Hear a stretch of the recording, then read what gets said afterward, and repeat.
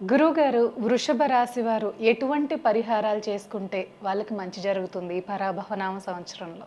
వృషభ రాశి వాళ్ళకి ప్రధానంగా చూసుకుంటే ఇక్కడ బృహస్పతి సంచారం మేరకి, శనీశ్వర సంచారం మేరకి, రాహు యొక్క స్థితిగతి యోగకరంగా ఉన్నప్పుడు వీళ్ళకి అనంతమైన పుణ్యప్రాప్తి కలుగుతుంది.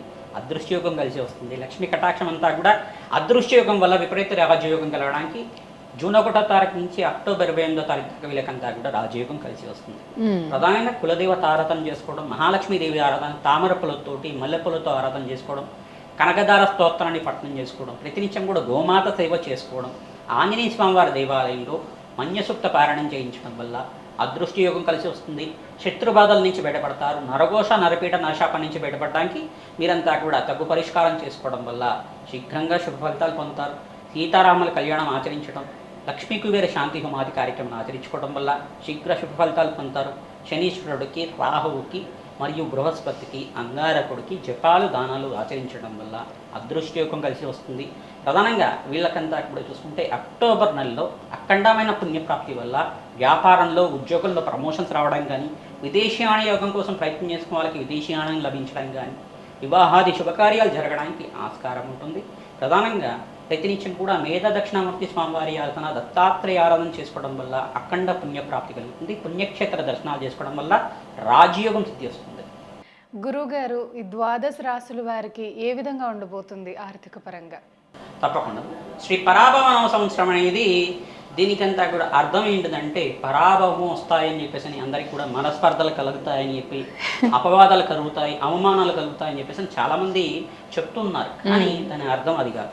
ప్రధానంగా చూసుకుంటే మన జీవితంలో మార్పు జరగడానికి ఆస్కారం ఉంటుంది. తద్వారా అనుకోని సంఘటనల వల్ల ఆకస్మికంగా ధనయోగ ప్రాప్తి రావడం కానీ, అనుకోని సంఘటనల వల్ల అదృష్టం కలిసి వచ్చి ప్రతి విషయంలో కూడా మనకి మంచి జరిగే విషయాలు కలగడం కానీ, ప్రధానంగా చూసుకుంటే ప్రతి విషయంలో కూడా గ్రహాల యొక్క స్థితిగతి కారణమవుతుంది. ప్రధానంగా చూసుకుంటే ఈ యొక్క మానవ జీవితంలో మార్పు తీసుకొచ్చేది, జీవితంలో ఐశ్వర్యం, ఆనందం తీసుకొచ్చేది అని అర్థం కూడా ఉంటుంది.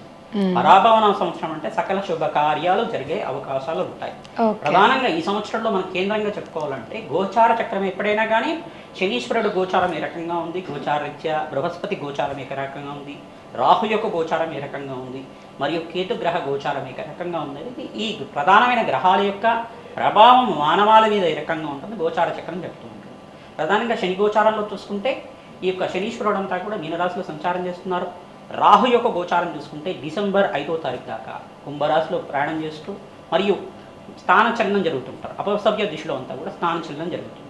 మరియు కేతు యొక్క సంచారం అంతా కూడా సింహరాశిలో సంచారం చేస్తారు డిసెంబర్ 5వ తారీఖు దాకా, మరియు స్థానచలనం జరుగుతుంది. మరియు ఇక్కడ బృహస్పతి సంచారం అంతా కూడా అతిచారంలో మార్పు, మిథున రాశిలో మార్పు చెందుతారు.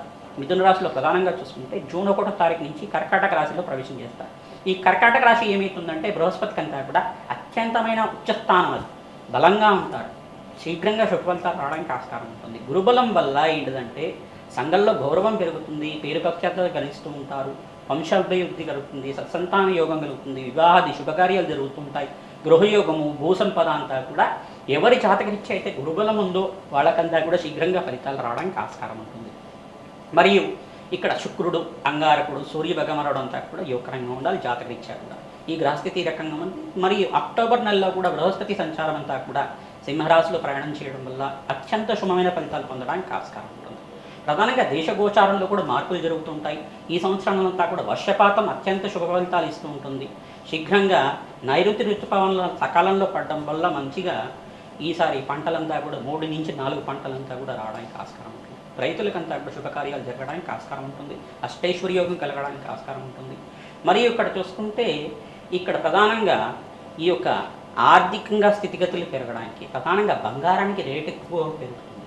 బంగారం అంతా కూడా బంగారం, జ్యువెలరీ బిజినెస్ చేసుకునే వాళ్ళకి బంగారము, వెండి మరియు ప్లాటినం అనే ఈ యొక్క ద్రవ్యాలకంతా కూడా ప్రధానంగా చూసుకుంటే వీటికంటే పదార్థాలకంతా కూడా మంచిగా రేట్ ఎక్కువగా పెరగడం, ఎక్స్పోర్ట్స్ ఎక్కువగా జరుగుతుంటుంది, ఎగుమతులు ఎక్కువగా జరుగుతుంటాయి. ప్రధానంగా చూసుకుంటే సిరిధాన్యాలకి, శనగలకి మరియు పచ్చ అంటే పెసర్లకు కానీ, పచ్చగా ఉండే కూరగాయలకు ఏవైనా కానీ, ఆకుకూరలు కావచ్చు, పచ్చగా ఉండే కూరగాయలకంతా కూడా రేట్ ఎక్కువ పెరగడానికి ఆస్కారం. నిత్యావసర వస్తువులకు కూడా రేట్ ఎక్కువ పెరుగుతూ ఉంటుంది.